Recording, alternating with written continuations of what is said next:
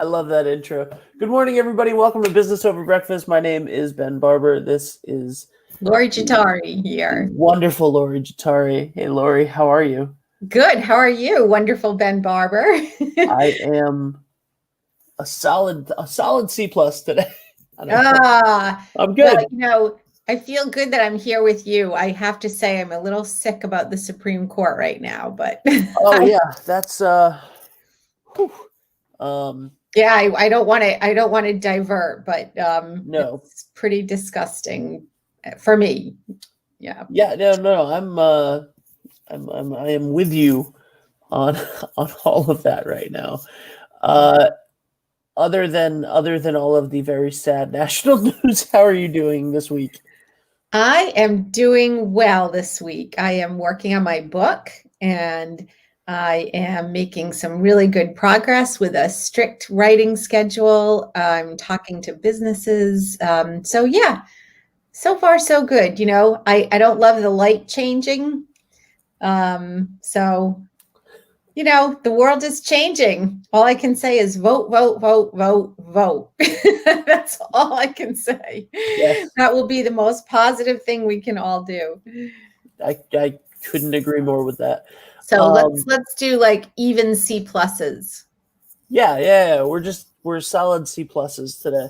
Okay. Um, our guest today, I'm very excited about, was the original co-host of this show with us, but he's had a rough couple months and then a good couple months as well, and I can't wait to talk to him.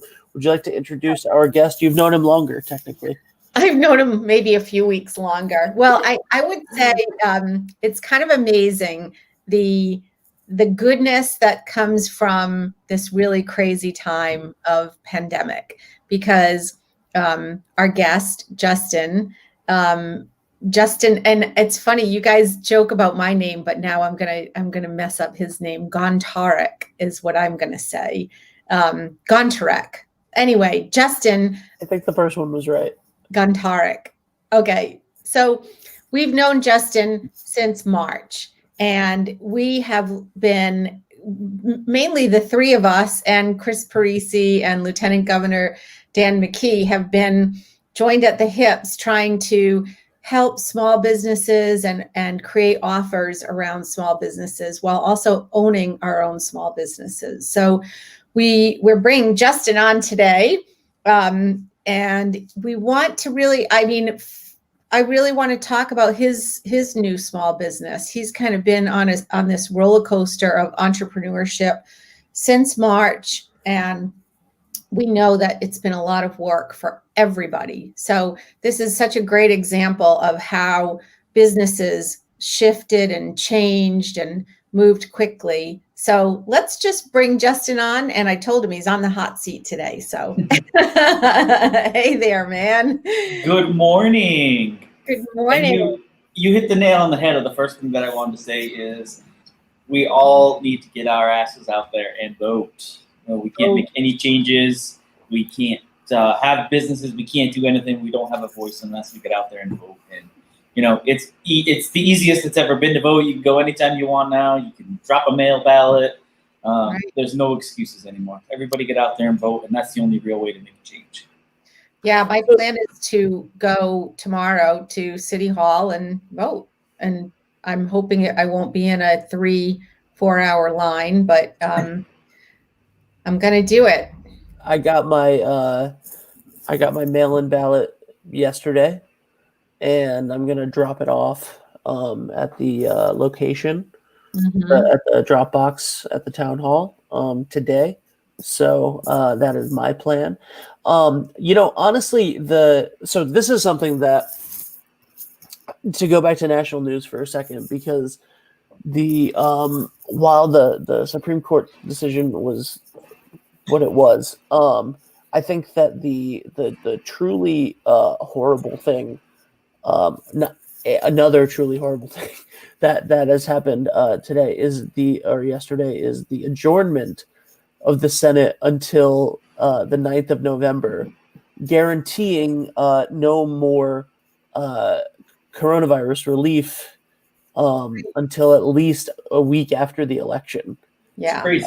Which is so as you guys being the people that started the RI Small Business Coalition along with Chris in the Lieutenant Governor's office, how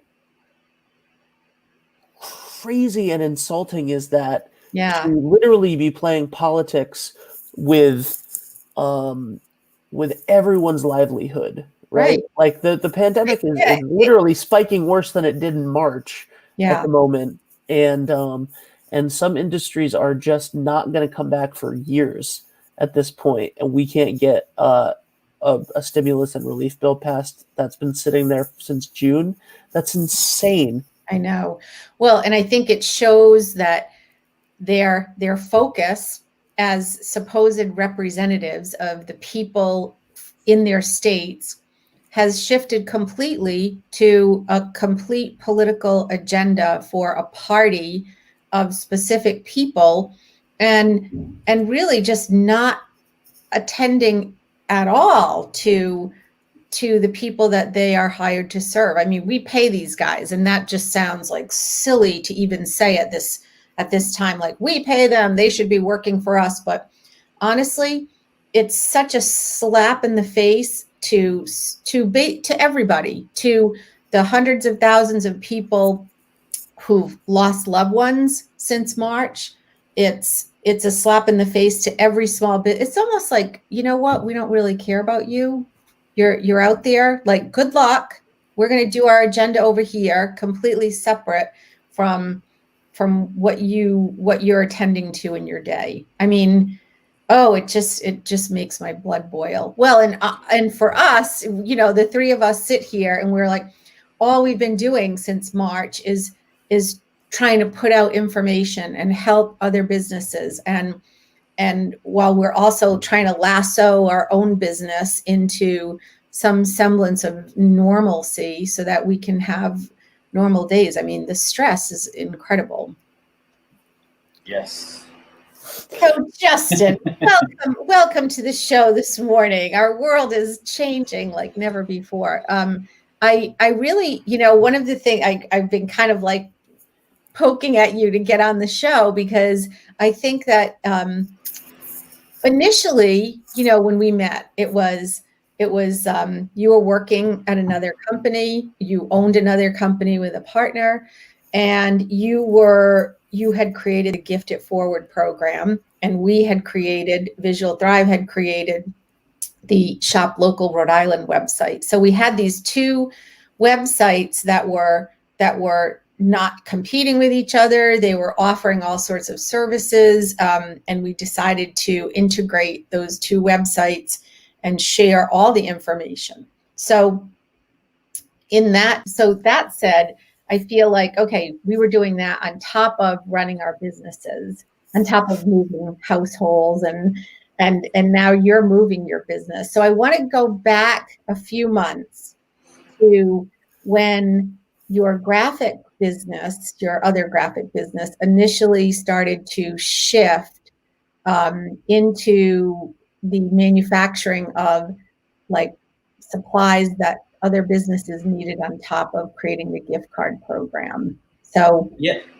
So we PTSD, but I just want to like kind of show your roller coaster of. I think a roller coaster, it's definitely the word to use, maybe even an understatement, at times. But yeah, back at the beginning of COVID, at the time, my business partner and I, we were pretty much laying off the staff. We didn't really have a lot going on.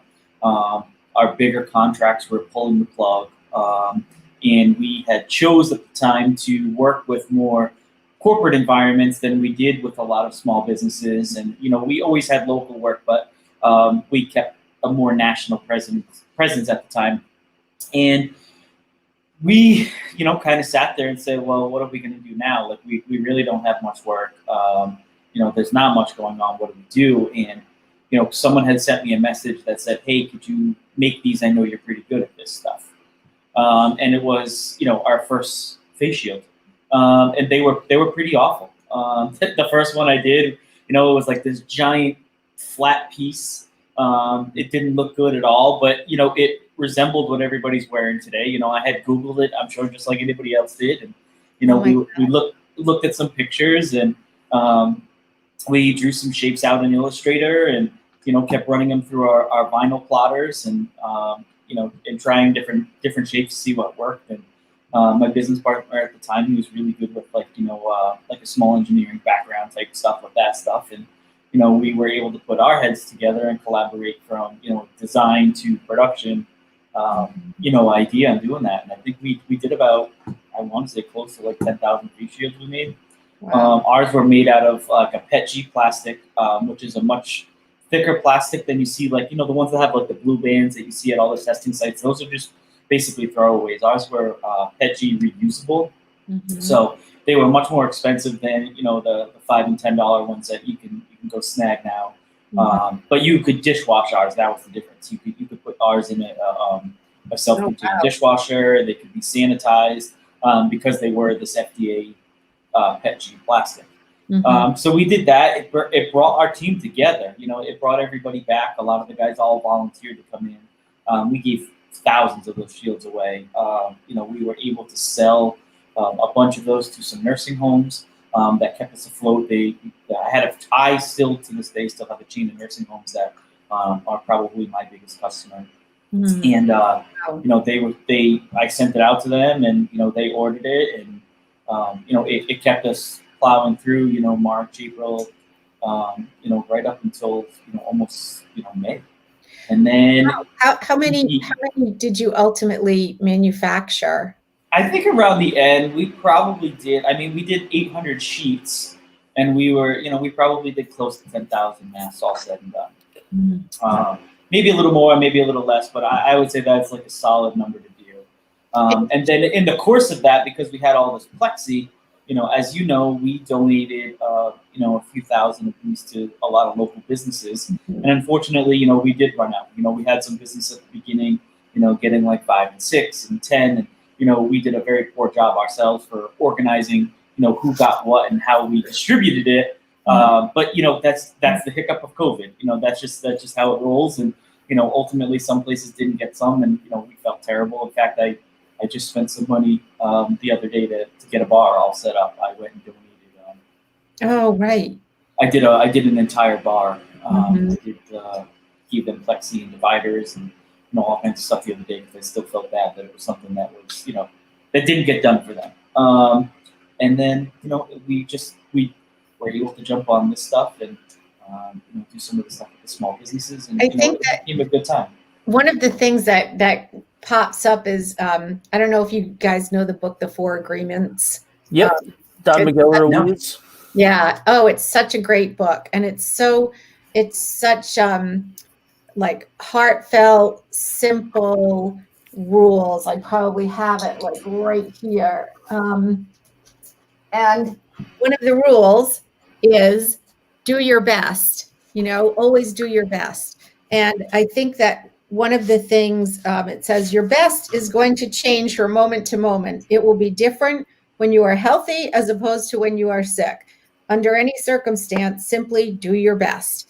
And I think when you say, it was kind of like we didn't have a plan, that the notion is, and it for so many of us, is that we are just trying to do our best. And maybe that's the angst that we feel around what we're watching happen, because we're watching hundreds of senators that are supposed to represent us not really doing their best, just really like focusing on some kind of agenda. So I don't want to shift it, but as you're saying that, I'm like, this is what we do. We are stepping up to do our best in our own world in the way that we can. It's a huge step forward. So then there was a disaster. So tell us about that. Let's see. You're on the roller coaster. You got all the way to the top. And what happened? Yeah. So basically, we had taken the shop back over. We were out of the COVID mask stuff. We, had given away all the plexi, and we wanted to get back to normal business. We were just trying to catch up on maybe some local jobs that we had before COVID. once COVID hit for us, it was like, a disaster in itself, no pun intended. It was just, jobs got pushed off. You might have ordered a week before the shutdowns, and, there were just stuff everywhere. And then when we switched over to mask making, we kind of just jumbled all that stuff, pushed it aside, and we were just trying to filter through and go back through. Hang on. I just have to ask you a quick question just for our audience. What was your business? So we kind of immediately jumped into, oh, you changed your business, but just give us a quick brief, like what was your business initially? Yeah, so I was the co-owner of Oceanside Graphics. So we were a branding, marketing firm, I guess you could call it, for, the general public standpoint.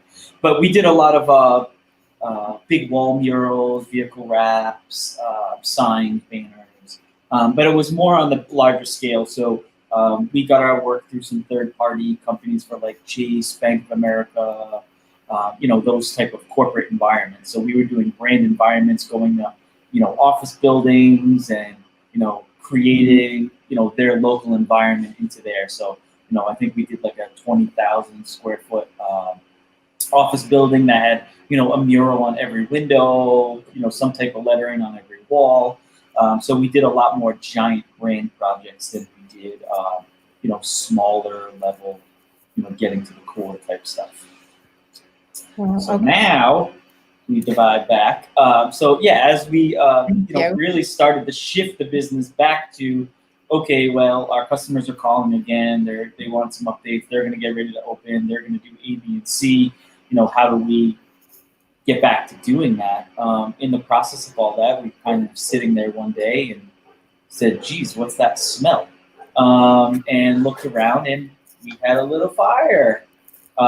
So basically, they're unsure of what might have caused it. But, we had a small fire that damaged some of the stuff in the shop. And, just as we were getting to level out and, get back to normalcy, we took that slip right down. And my partner and I at the time, we really didn't, say much to many people. I think, you guys did because we're on a small tech team together. We kind of just kept it quiet because we didn't want like the outpouring, support of the community for, we had been the center of the core in helping so many people that, we didn't want, I guess like the pity, I guess you would call it, or we just didn't want to be that, we didn't want to be that charity that, people came out and helped us. So we kind of, sat back, and it really gave us a chance, which for a good thing, to evaluate, what each of us wanted out of the business. We had been working together for, quite a few years. And when we started our businesses, my business partner, he had a business for about 10 years. I had been doing it for about 10 years. Part of that was, part-time. I was doing it, nights and weekends and stuff like that while holding a full-time job. Mm-hmm. But we had always rushed into everything. We started picking up the pace as we ramped up. It slingshotted us right out of the roller coaster. And, everything was go, go, go. And everything was a result of something. So, okay, we got a contract. Now we need a building. Okay, we got this contract. Now we got to do this. And it was always supposed to be, we partnered because we had two separate businesses that really should have combined. I did a lot of like apparel end of everything. I worked with a lot of small businesses, and that's the core that I wanted to keep. And a way for us to not compete with one another was to, bring it together. So when we had that chance to really sit down and evaluate, what each of us had brought to the table, to each other as a whole, even though we worked really well together, I don't think either one of us were happy with where we were as a business. Mm-hmm.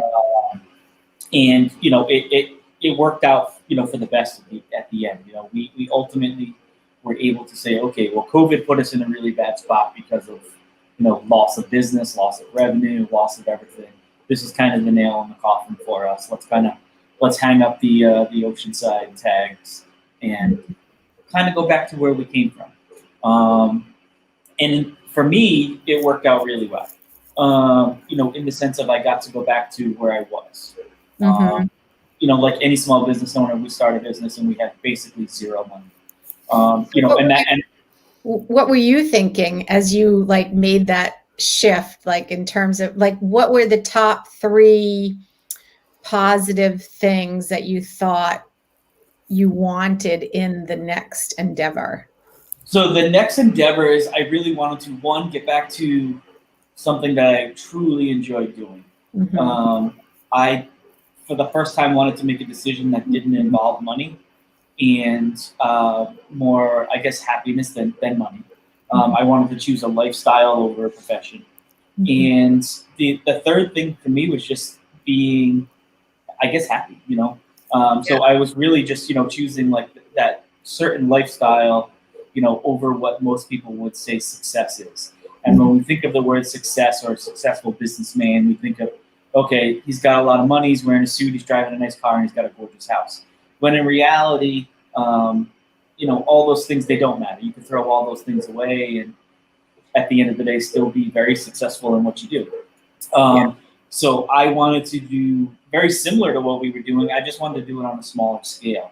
I wanted to, open more of a studio vibe. I know Ben and I had talked about some stuff. Eventually, I'd like to do some nonprofit stuff with teaching people, a craft, because we all too often, we're all going to college and we're all learning all these different things, but no one's teaching anyone trades anymore, really. Yeah. And the print industry is seeing it. Like you see a lot of these companies, and we were just talking, a little bit before the show. You have these older guys that still own a lot of these print studios because they've been in the industry for 20, 30 years. That's all they know. And nobody's taking over. There's not a lot of young guys, I say young, but I'm in my mid-30s, and there's just nobody in that generation or younger that's really kind of taking print shops over anymore. It's almost like a dying art, especially with the internet. Everyone's just a point and click, and boom, your banner shows up at your door 3 days later from Vistaprint. So that's where we're at now. So we started Simplicity Print Studio, my wife and I. And that's great. Yeah, so we're just running it on a smaller scale. My big market is the craft market. So I decided that a lot of crafters, they're going out to Michael's, Joann's, and Walmart. They're supporting all these big box chains because they want to get into like vinyl cutting. So what we've done is we've created this. You can come in here, purchase all your vinyls, heat transfer vinyls, blanks of apparel, blanks of stuff. Tell me what that is, because when you say that, I don't know what that is. And I was thinking about wanting to understand like what types of products can you offer to small businesses? So the business itself really has like is a two-part fold. There's our retail fold, which we were kind of just looking at on there, and then there's the business side of everything. There's our actual print studio. So from a small business standpoint, we're still doing typical stuff: signs, banners, vehicle lettering, printing flyers, with our offset presses. We're still doing screen printing, embroidering. So a lot of services from a branding standpoint that small businesses, or any business for that matter, would purchase. So like right now, what we're doing a lot of, it's like COVID's never going away for me. There's a lot of the nursing homes, they're ordering appreciation gifts for all the nurses. So we've done like some engraved tumblers with personalized names and different things like that. We've just like anything, reinvented ourselves to move on to that next level of ultimate happiness. Yeah, I love that. We in the Shop Local Rhode Island Facebook page, I don't know if you saw it, there was an article posted about this push for getting everyone to not just say shop local, that's what you need to do, but to take like a percentage of your business spend and your personal spend and make sure that you're spending like 10 to 20% of that in local. So for someone like Simplicity Print Studio, this idea of appreciation gifts, I mean, it's a great opportunity right now to say, okay, Thanksgiving, holidays, people are coming together. Do you have on your website like different offers that businesses can come in and say, yeah, I need, I don't know, do you do coffee mugs? Like, yeah, I need 20 coffee mugs with our logos and thank you, or... Yeah, absolutely. So, we have like, listed on the site, just, some random services of, embroidery, screen printing, personalization. But then there's the store aspect. So what's really different from simplicity to where I was 6 months ago was, I have an open studio showroom. So my printers are up in our showroom. Everything is a work retail all-in-one environment. So I could be, printing out a brand job at the same time that you walked in to buy, a mug that you wanted to personalize for your sister. Great. So you're able to look at, different aspects. And we were talking about, what small businesses and my customers. So a lot of my customers, ironically, that are these, crafters, are small businesses themselves. They're making a craft, they're making a product, and they're selling them at, flea markets, yard sales, craft fairs, bazaars. They're selling them online now because a lot of this stuff is, null and void because of COVID. So I'm able to connect with their businesses and see what they're working on, the products that they're doing. I'm able to supply them with a product that they're buying locally, as opposed to buying, online for a few dollars cheaper. Most of them want to support, the local movement. And these craft supply stores, from the standpoint of like the print world and, the vinyl crafting, it's not something that our area has really seen a lot about. It's really big down south, and, out west is really, from talking to the suppliers and stuff, that, there's one on like every corner. It's like your old, pharmacy type stuff. There's I'm writing this down because I don't want to. There's a school. I don't know if you know it. I might have mentioned it to you. Fab Newport. Yep. And they are doing. That's a nonprofit, and they are doing some amazing work around creating maker studios and integrating for high school and young college students to learn this kind of crafting and trade and really do the learning around hands-on work, which I think is so hugely important now. It is. It's definitely important. It's like everything. When I first sat down to develop what I wanted to do and how I was going to go about doing it, I really sat down and looked at, the AS220 modeling projects. Mm-hmm. AS220, if anyone doesn't know, go check out their website. They're an amazing organization. But it's exactly that. It's taking that maker world and bringing it to real life, giving that person a chance who can't afford a $10,000 screen printing press, or can't afford a $15,000 wide format printer, the ability to take a creation and bring it to life, at an affordable way to do it. Ultimately that's where we want, want to be. And the ability, like you are doing, to make lifestyle decisions based on that. So you can say, this is something that I love to do, and I can create a business. So, when you talk about success, I mean, it can be both. It doesn't have to be either or. It can be a great lifestyle and a successful business, and not one or the other. And I think that that's one of the beauties of doing this kind of work. Yeah, it's definitely different, and it's been a huge adjustment for me. I'm used to, as you guys know, I was, up early, 7 o'clock. I dropped my son off at daycare, and boom, I was hitting the road. I was in, Hartford, Boston, Philadelphia, wherever the track took us, we were there.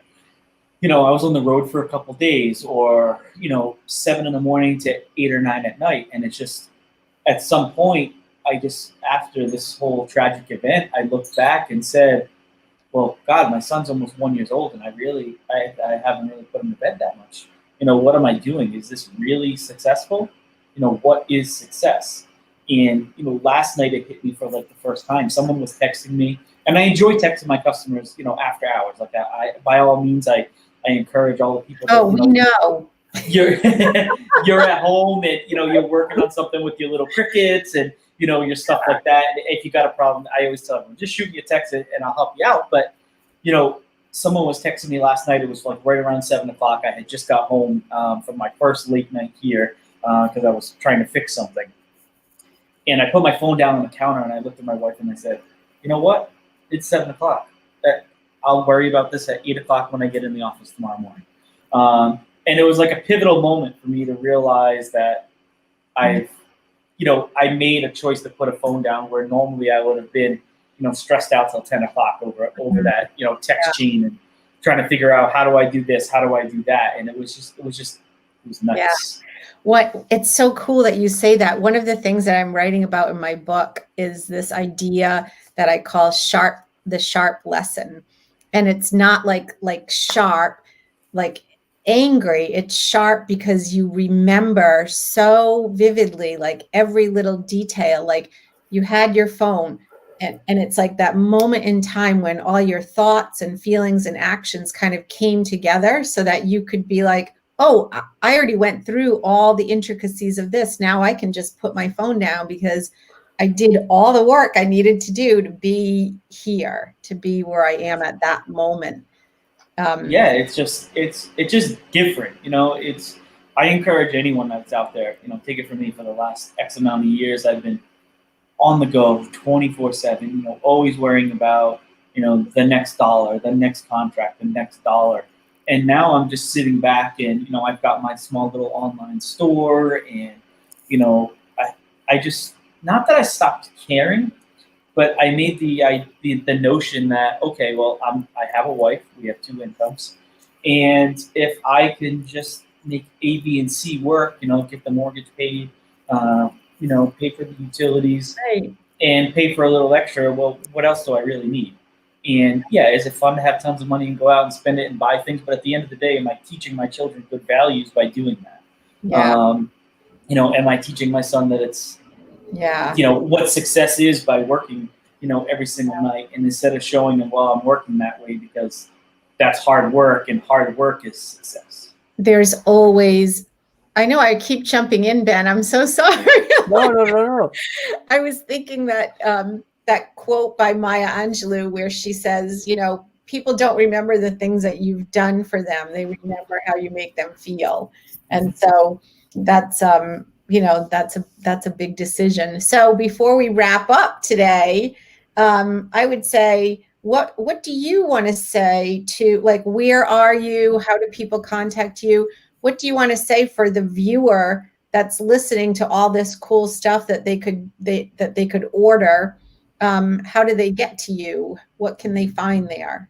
Yeah, so we're at 2260 West Shore Road in Warwick. We are in the nice little cool area just before Oakland Beach. We have our retail storefront, which has a lot of crafting products. So vinyls, heat presses, blank apparel, blank mugs and tumblers, things that you can use with your Cricut or your craft, or any of that fun stuff.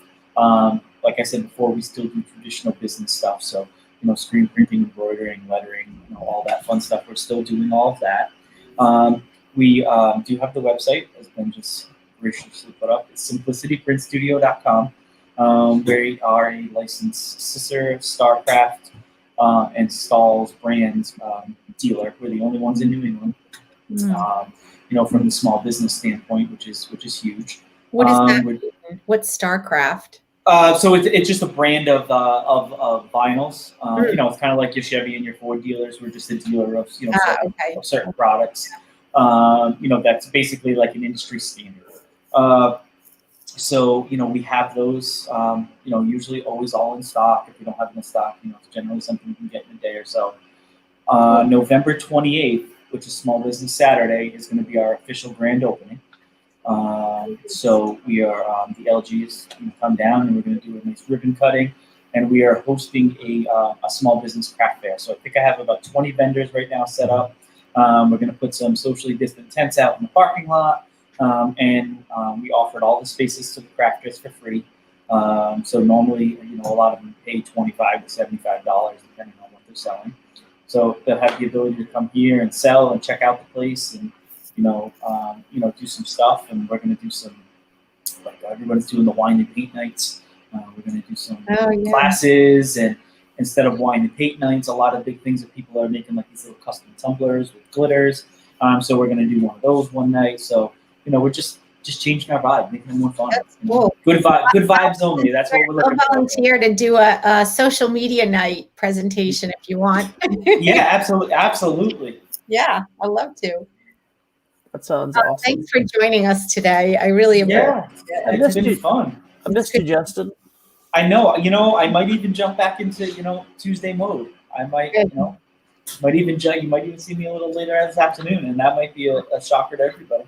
It would definitely be a shocker to everybody. The three amigos kind of went down the tubes. Well, like you said, it's just hard making that adjustment. We all had tons of time, and now I know business is back, and we're all kind of like scrambling. Okay, who's going to take this call? Who's doing that call? And no, COVID, man, it's COVID.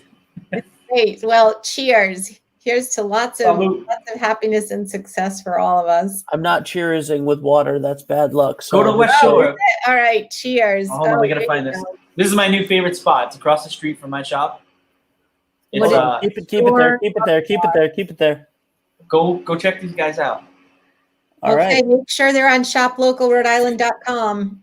They should be. They were on our website. They should be there. We'll have to check. I'll text you in a few minutes. I'm gonna say, guys, if you want to help with small business advocacy in the state of Rhode Island, join the coalition that these two wonderful human beings have worked so hard on, rismallbusiness.org. If you own a business in Rhode Island, you should be on shoplocalrhodeisland.com. It's a great, especially if you don't have a big web presence at the moment, this is a great way to get your name out there. Also, I'm just going to throw this up since we are kind of the three amigos right now. I'm just going to go out on this and check out visualthrive.com for everything Lori Jatari related.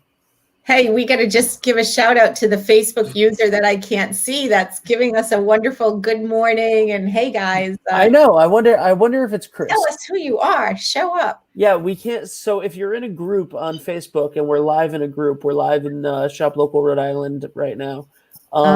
Then we can't see who you are, but leave us your name if you want. Or I can, I could just go in and see who it is. Who are you? Yeah, who are you? We're here. Lori, I have one question before we go. Yes. You're working on a book. A book. So just give me one more. Oh, it's Jen. It's Jennifer Ortiz. Hey, Jen. Hey, what up? Good morning. So Lori, what you're working on a book? When are we gonna be able to see this thing birthed into the world? Probably late January. It's. Do I get a signed copy of this book? I feel like I need a personal copy. Do. Oh my God! Yeah, I'll sit out on my sidewalk signing books all day. All right. Yes, late January. It's a book about making leaps and finding the courage to make the leaps of faith.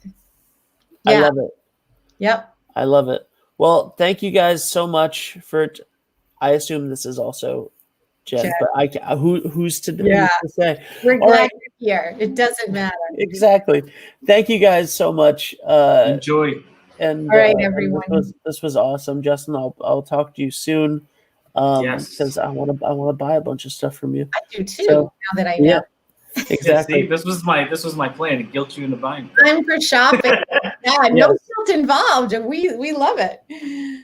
All right. Have a good day, everyone. Have a good one, guys. Talk to you.